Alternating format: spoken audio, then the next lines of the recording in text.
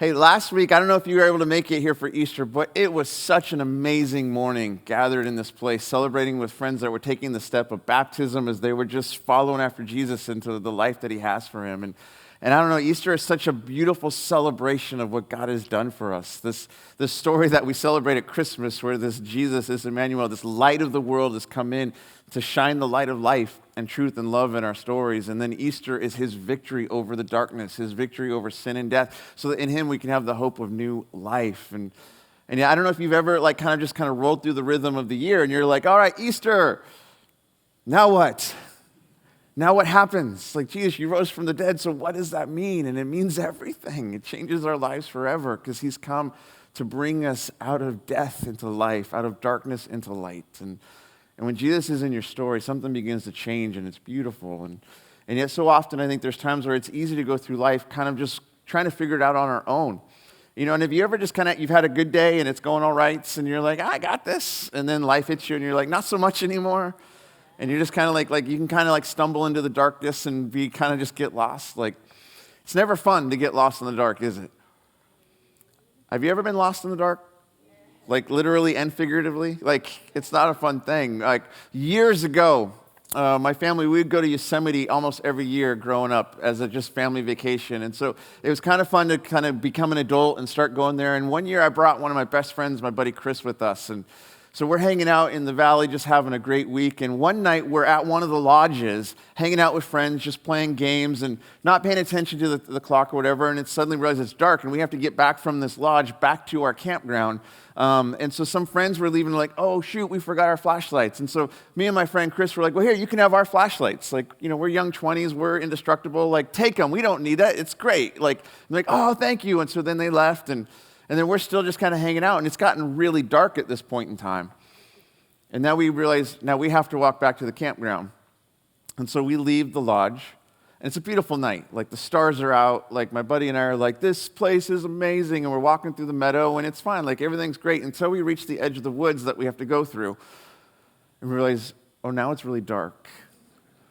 And you're where's our flashlight? And this is before we had phones that had lights on them, right? When you're in the dark in this scenario, you're in the dark. And I remember, as we start walking into the woods, all of our bravado begins to fall away. And I remember, we kind of reach out for each other. And I'm are you there? Okay. All right, you with me? Okay. And we're walking, and it got pitch black. And I know that somewhere on the other side is where we need to go. But, now we're walking into the woods in pitch blackness, and it's not a fun moment. And I just remember as we're walking, we're moving forward slowly, and my hand failed to find this branch that just grabs my face out of the darkness, and I shriek. I scream like a small child. And I remember my friend Chris, as this thing hits me and I scream, I remember feeling him push me and run off in the dark. And then after a while, he realizes, I wasn't being killed or eaten or anything. And I, we find each other in the dark, and I just remember I said to him, it's good to know that in a scenario like this, you're the one that goes and gets help. It's just good to know where we stand. I got to fight off. Right? And I remember as we just kept pushing through, it was terrifying. Until eventually we began to see some of the campfires and the lights. And then as we began walking forward, it got a little brighter and a little brighter. And suddenly we're we're going to make it. We're safe. And I think life can feel like that sometimes. We're just trying to make sense of it. And it just feels like sometimes we're stumbling around in the dark. And we're could someone just turn the lights on, please? And there's this proverb that we have in the pages of this book. And the Proverbs are this wisdom literature that was given to help us understand, hey, this is how life is meant to be. This is how life is supposed to work. And Proverbs 4 says these beautiful words about this idea of walking in light or stumbling in the dark. In Proverbs 4, 18 through 19, it says this.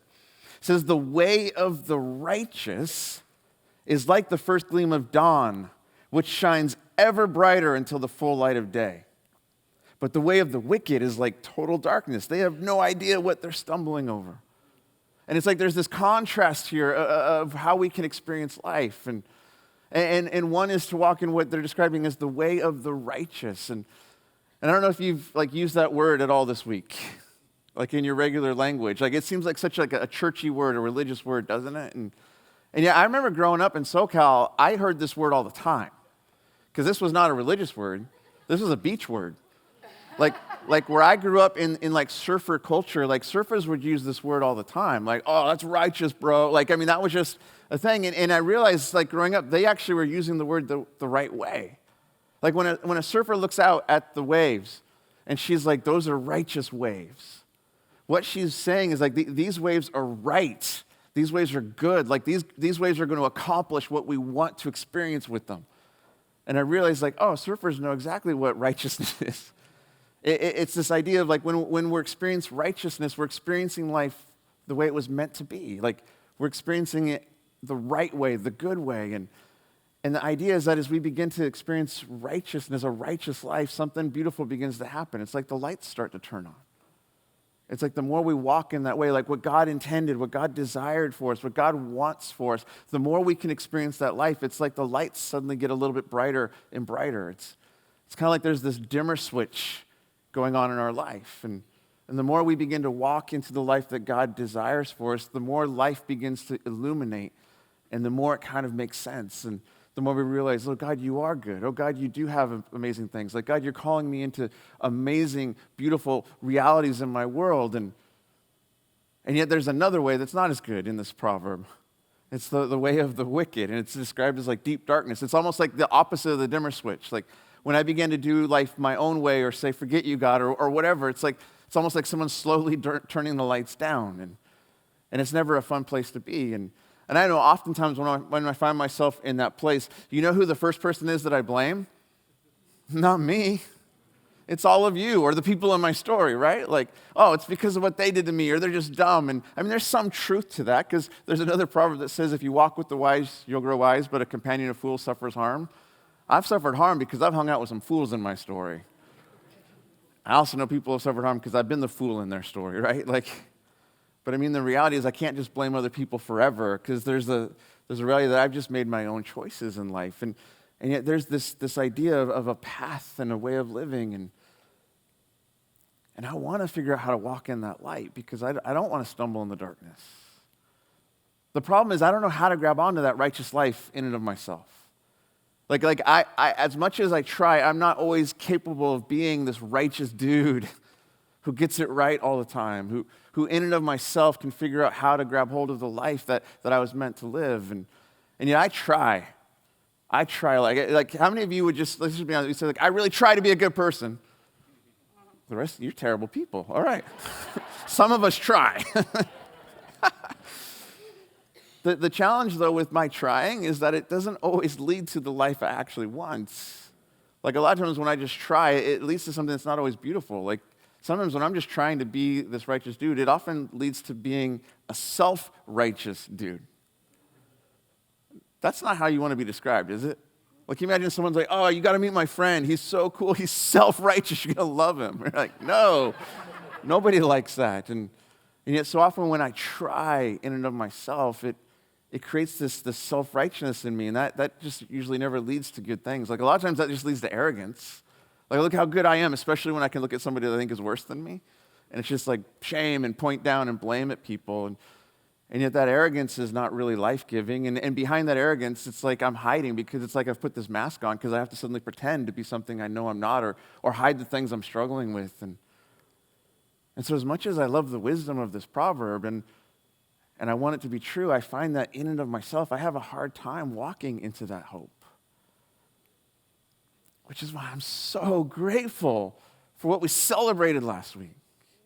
I'm so grateful for this hope of Easter, that Jesus comes into the story to do something for us that we cannot do on our own. Like, he comes to actually give us the hope of a life that as we look at what he did, that going to that cross, he paid the price for our brokenness and our mess. Like all the mistakes and all the struggles in my story, like there's a freedom that he invites me into, because like I'll take all of that and I'll kill it on the cross. It'll die with me, and then I'm going to raise to a new life so you can have the hope of something better in me, a new life that I have. And I realize that I'm a guy that needs serious help, and if you can help me, I'm in, because I want that hope of a new life. I want what you've come to do for me. And we begin to realize that as we step into this life Jesus offers us, something really beautiful begins to happen. Because it's not simply that he came to offer us rescue out of our brokenness, which he absolutely did. It's It's that he actually came to empower us to begin to live a new life. Like this righteousness that I need in my story, it's like, I will give you that righteousness. I'll give you my righteousness.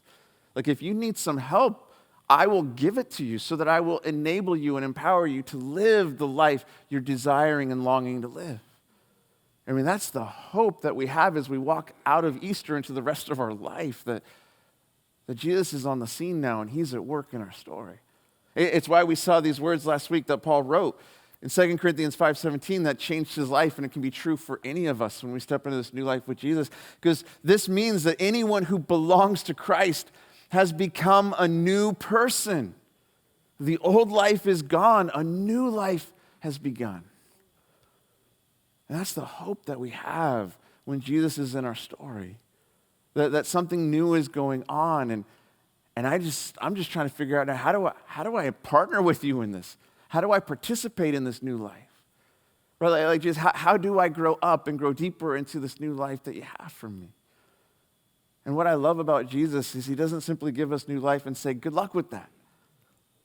He invites us into this new life and he says, now walk with me and let me work in your story. I'm actually going to put my spirit in you to empower you to begin to live the life I've set you free to live. And that's why Jesus isn't about some religious game. Jesus is about a whole new life of relationship with him.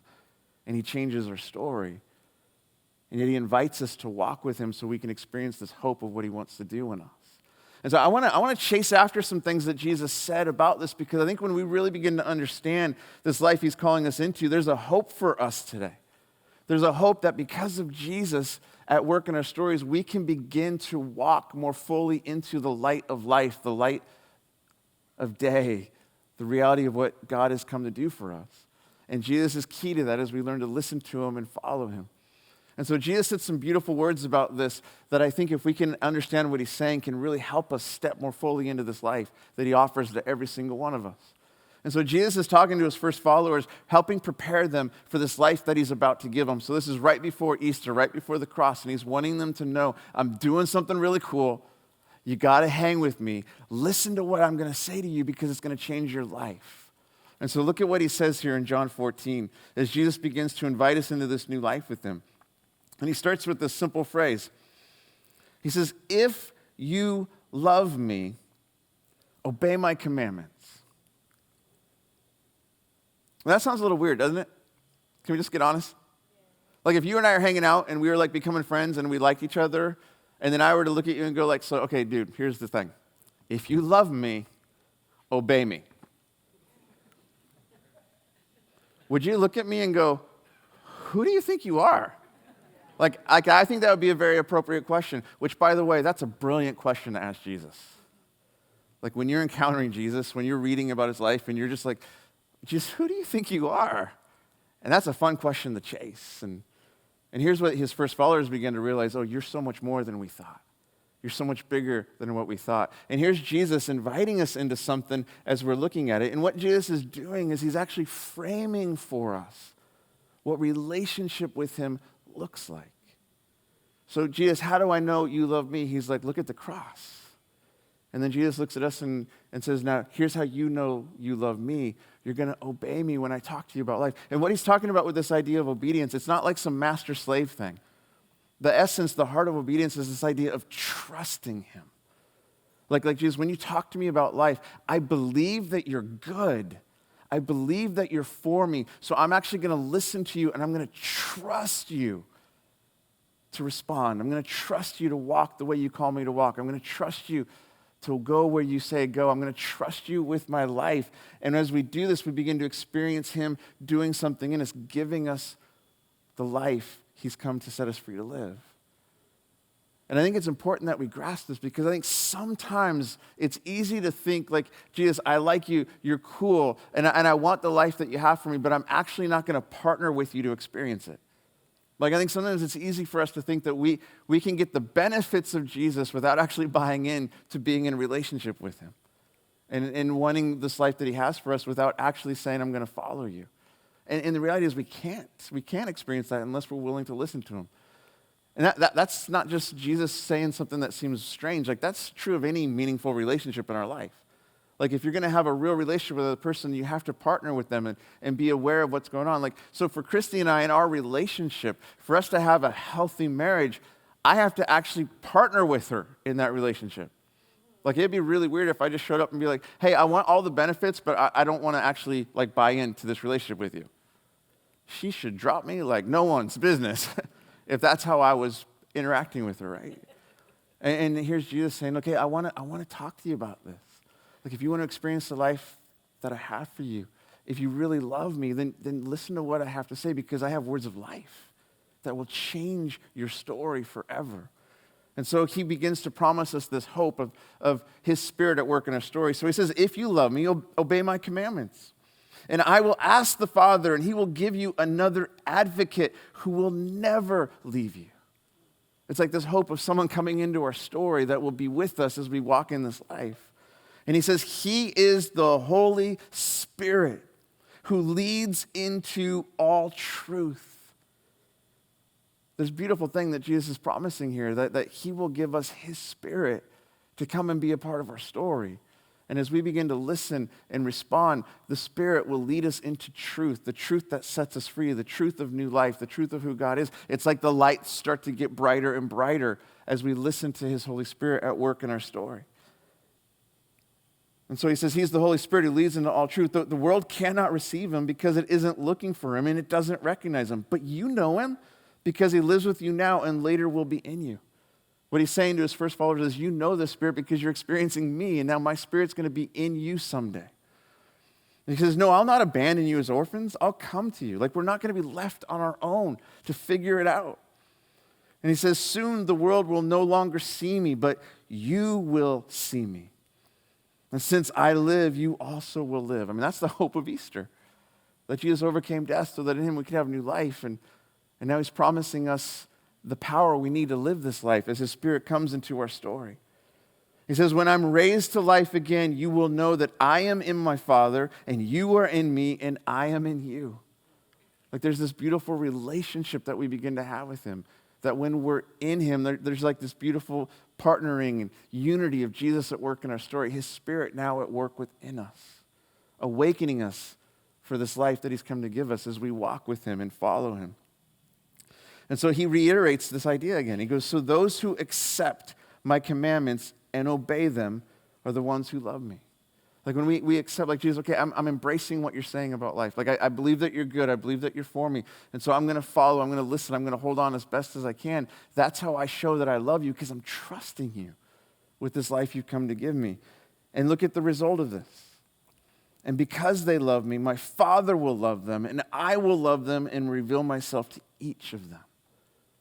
And there's this beautiful dynamic that begins to take place, that as we begin to listen to Jesus and accept the things he tells us about life and trust him, hold to those teachings, listen to those teachings, it's like he's like, okay, now I'll reveal more of who I am to you. I'll illuminate the world around you. My Spirit will come into your story, and you'll begin to understand more of this life that I've come to give you. And that's how we begin to interact with this life that he's come to give us. And what I love about what Jesus is saying here, it's like, hey, I'm going to plug in the dimmer switch. It's like there's now power at work. My Spirit will be at work in you. And as you listen and respond to the things that I say, and you let my Spirit guide and lead you, that's how you walk further into the light of life and truth and love that I have for you. That's how we begin to experience what he's doing in our story. It's an empowered life that he invites us into because of his Spirit in our stories now. And as we walk with Jesus, following him, trusting him, leaning in, listening to what he wants to tell us, his Spirit begins to guide us into more and more of this life that he's come to give us. Do you know that he's got more life for you than you've experienced so far? Like, do you know like Easter and resurrection and new life is like really just the beginning? Like, he wants to lead us more fully into the truth of who he is and who we are and who we can become as we walk with him and follow him. And it's like what I love about any given Sunday, it's like I can grow more. I can learn more. There's more life you have for me as I listen to what you're doing in my story. Like, friends, like, we've not seen anything yet compared to what he still wants to do in us and invite us into as the Spirit works in us. And as we step more fully into this new life, we do it by trusting Jesus with all of our life. and inviting him to work in us and guide us and lead us. This is why when you look at Jesus' life, you'll see time and time again, he'll have this phrase. He'll say, hey, those of you who have ears to hear, listen. Because he's inviting us to listen to him, the words of life that he has for us. This is why Jesus will say, hey, if you hold to my teaching, you will know the truth. And the truth, it'll set you free. We'll begin to walk out of darkness into light. We'll begin to discover all that God has for us.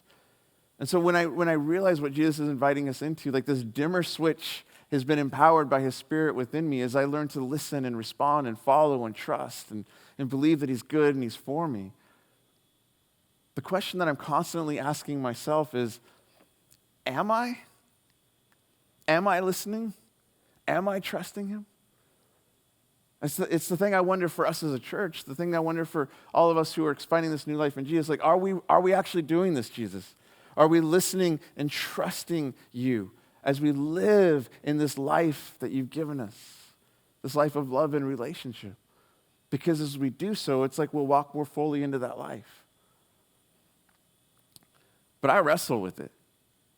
Like, have you ever wrestled with Jesus about something in your life or in your story? Come on. Can we just go there together? Like, yeah. And so often, like, the way I want my relationship with Jesus to work is this. Jesus, when you're talking to me about life, I'll listen to you once I understand it. Like, once it makes sense to me, then I'll follow you. Like, Jesus, you call us to do things like love my enemies. That makes no sense to me. Do you know why I don't love my enemies?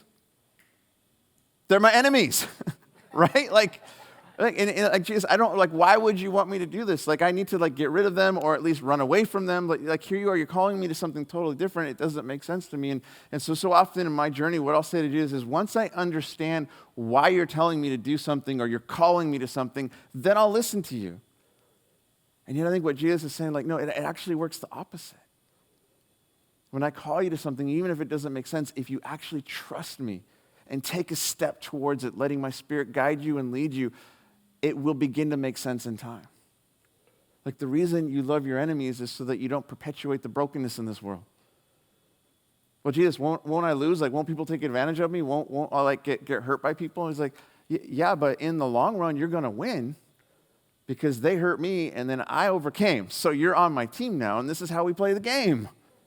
It's like, oh. But every time I have to be willing to take that step and trust him. And recognize that as we're walking with Jesus, it's this ongoing journey of listening, trusting, and responding. Listening, trusting, and responding. Which means that there's times in my life where I have to consistently and constantly come to moments of surrender, trusting him that what he's talking about is right and good and will lead me into the life that I want.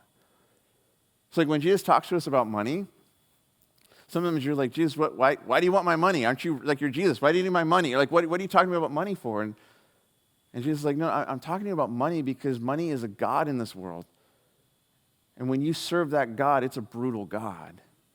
And the reason I call you to generosity is so that you can be set free from it. But there comes a point in my story where I'm like, no, I don't know if I'm going to follow you, Jesus. I want to do my own thing. It's like, Jesus, it's like, no, but trust me with this. Just watch what happens when you begin to be generous and how it actually leads you into a richer life. But that's a moment of surrender that I got to wrestle with him. Well, Jesus, why would I trust you with how I live out my sexuality or how I do relationship with other people? Because it just seems like it'd be more fun to do my own thing. And he's like, perhaps, but why don't you trust me with what I've called you to? Because faithfulness and fidelity actually leads to a happier, more beautiful life in the long run. But I have to suddenly come, am I going to surrender to that or not? Am I going to trust him with that?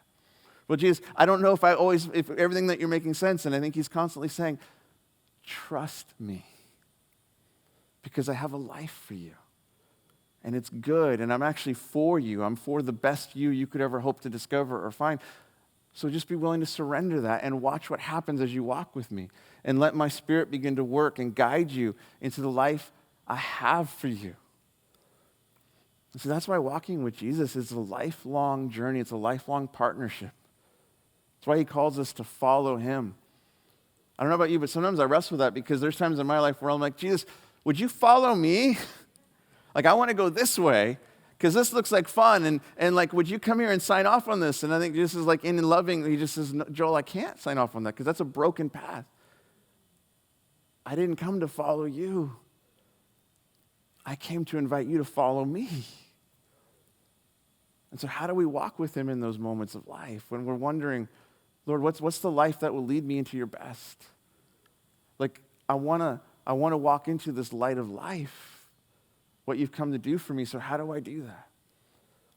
And so let's wrestle with some questions. Let's chase some questions together that I think if we can begin to bring these questions kind of into our own story, they can help us discover how we can partner with Jesus in this life that he's come to give us. This beautiful reality that as we walk with him, the lights can get brighter and brighter as we trust him with what he's doing in our story. And so here's a question that I just call this the next step question in the journey. So this is the first one. This is the question that we ask Jesus because we're wanting to experience more of the life he has for us. And it's a simple question, and it goes like this. Hey, what do you want from me in this area of my life? And it's interesting when we begin to ask that question because it's helping us realize that Jesus came to give us life to its fullest, which means he wants to speak into every area of our life. Because there's freedom he has for us in every area of our life. And now maybe you're here or you're listening today and you're like, well, I haven't even made that first step of following Jesus. Here's how I would just frame the next step question.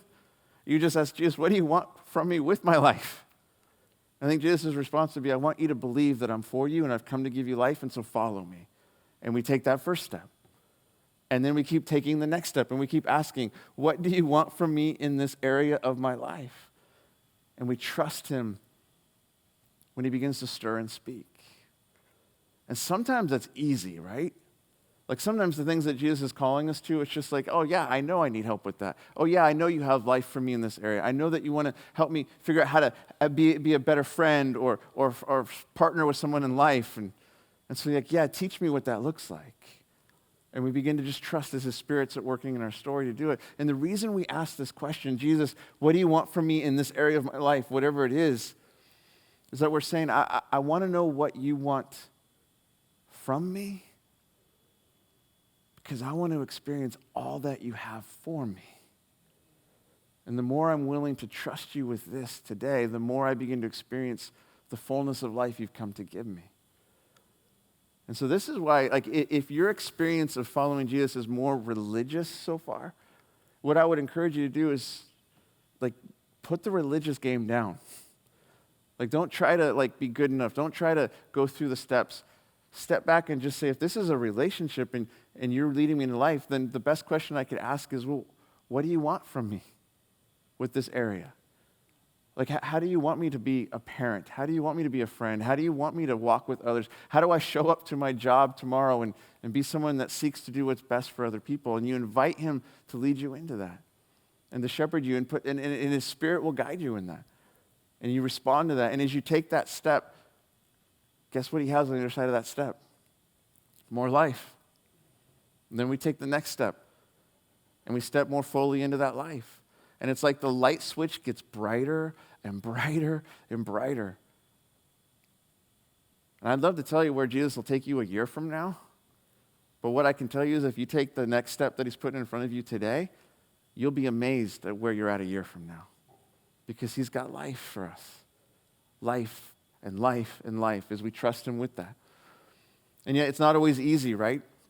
Because there's times in my story where I'm wrestling with the things he's stirring and what he's calling me to or inviting me into. And so there's another question, a second question then, that we can interact with him about. And this is the wrestling question.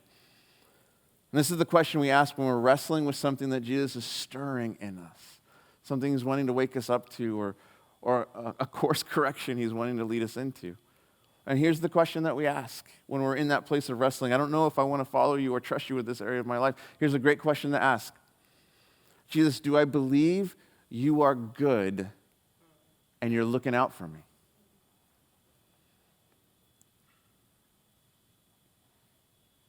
Because I look at the choices I make sometimes in my own story, and if I just step back and step out of myself and look at the story, I would want to be tap myself on the shoulder. Joel, why did you make that decision? Why did you treat that person that way? Why did you walk away from that challenge that was in front of you? Why did you take the easy way? And I think so often if I could just talk with myself, the reason would be like because I didn't believe him.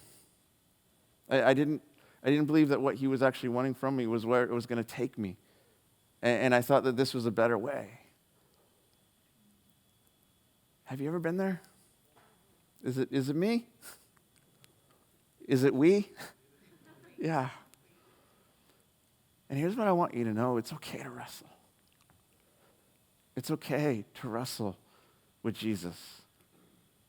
In fact, wrestling might be the best way you begin to grow because you and him start having conversations and he begins to speak into your life. And when I'm in that place of wrestling, one of the things that helps me the most is to look back and reflect on my life with him so far. And to look back and be like, you know what? In every other case where I actually trusted you, it led me to something good. It led me to something more. And with whatever I'm wrestling with today, maybe if I just trust you, it'll lead me to something good as well. Because when I'm in that place of wrestling, there's times I just have to remind myself of something. Joel, you stepped into a new life with Jesus because you believed he was good. You believed he loved you. You believed he had a new life for you. You have given him your eternal destiny. But you're not going to trust him with this right now moment? Like, do you see the disparity in that? It's like, what? And there's times where I just like, I got to just like, wait, step back. And that's where it's so helpful to walk with friends and people that are on the journey with you to help give perspective or to encourage you in those places where it's hard. To say, hey, I'm with you and I want you to experience the best life that Jesus has for you too. And so I'm going to cheer you on to follow him. And guess what? I need your voice in my story too, helping to cheer me on because there's times where like when I'm in the thick of it, when I'm wrestling, I may not make the best choice, but I need people that'll come around me anyways and still help me to find him. And so the wrestling question, it's an important one. But here's the thing. Do you believe? Do you believe that he's good? And if you ever doubt that, just go to the cross, right? God demonstrates his love for us. While we were still sinners, when we were at our worst, that's when Jesus came and died for us. It's not like Jesus looked down at us and said, now you're good enough. Finally. Jesus looked at us and said, no, I came for the lost and the hurting. I came for you as you are because I love you and I have a life for you. If you would do that for me at my worst, then why won't I trust you with this thing today? Believing that you're good for me, that you have life for me. Then there's a third question I would invite you to do as we're figuring out how to partner with Jesus in this life that he has for us. And I call this the turnaround question. This is the question that we ask when things have started to grow dim. The question that we ask when we could look at our story, maybe we've banked some time with Jesus, and once upon a time it was sweet and it was beautiful and it was good, and yet maybe there was a moment in that journey where Jesus is like, let's go this way, and you're like, no. And I went the other way instead. And as I started walking my own way, my own path, my own thing, that joy, the sweetness, the life that he had for me, it just started to wane and fade. Like a bottle of wine that was opened way too long. It's just gone sour. It's like the more I walk away from Jesus, the dimmer it gets. And here's the question to ask, the turnaround question when you're walking with Jesus, is to simply come to him and say, hey, where did I walk away from you? And you're still waiting for me? Like, where did I not trust you? And I went my own way. But I know you're still waiting for me. You're still waiting for me just to turn and say, okay, Jesus, I want to follow you again. And here's what I love about Jesus. I could walk 1,000 miles in the wrong direction, and all it does is to take one step back in the right direction, and he's right there. He's right there. He's right there saying, okay, let's go. And if you're in that place where your faith has kind of grown dark or dim, I would just encourage you to ask him, hey, where did I stop trusting you in my story? And invite him to meet you in that place once again. And to say, okay, can you help me take that step with you? Can you help me walk back towards the life you have for me? Because he doesn't give up on us. He doesn't quit on us. He's always there wanting to lead us into life. And when we wander away, the hope that we have is that all it takes is one step back in the right direction. And he's like, now we're at it again. Here we go. Let's chase after this together. And see, there's this life that he has for us, that he's given us. And he's given us his Spirit to guide and lead us as we learn to listen. And the beautiful hope that we can have today is that the path of the righteous is like the first gleam of dawn, which shines ever brighter until the full light of day. And the hope that you and I have of being a person who can live that way is because Jesus is in our story now, empowering us for the life he has for us, leading us more fully into the light of day as we trust him and walk with him and follow him. Who has hope that there's more for your story than what you've experienced so far? Yeah. And that hope is Jesus. And let me tell you, the reason Jesus says, if you love me, you're going to obey me, you're going to trust me, you're going to follow me, is because there's nothing deeper than holding his hand and walking with him where he wants to take us. There's nothing deeper than trusting him with our right now moments and following him, trusting that he'll give us what we need to take those steps and lead us more fully into the light of life as we walk with him and follow him. And so I want to pray for us as we go into this final song together. I want to pray for us that wherever we're at in our story, day 1, day 0, day 100, we would know that there's a life he has for us. There's a life that he's inviting us into. And that we'd be willing to take that step with him so we can experience more of it. So that in our story and through our story, people could come and see that there's a God who's good, who's on the move in this world. Can I say there's people that need to know if God could save someone like you, he can save them too? Can you just realize that? Like, how awesome is that? Like, I don't know if you've ever been in that place in your own story where you just felt like, I'm such a mess, there's so much brokenness, and then you see someone else and you're like, wait, he could do that for you? Man, he can do that for me too. He can do it for all of us. And so, Jesus, we want to know this life you've come to give us. We don't want to just celebrate Easter and move on. We want to celebrate Easter and move more fully into this life you have for us, the light of life. And so would you come, your Spirit at work in our story, would you turn the lights on more and more? Could we see that you are good and that you are worthy of our trust? Could we see that we are loved, which means that we can take steps with you, and even if they're stumbling forward steps, we're walking with you. And so we ask that your Spirit would come and guide us and lead us. Your Spirit would come, empowering us for this life you've come to give us. So here today, we want to invite you to come and do what only you can do. Would you turn the lights on, Lord, and lead us more fully into the light of life you've come to give us. Amen, amen.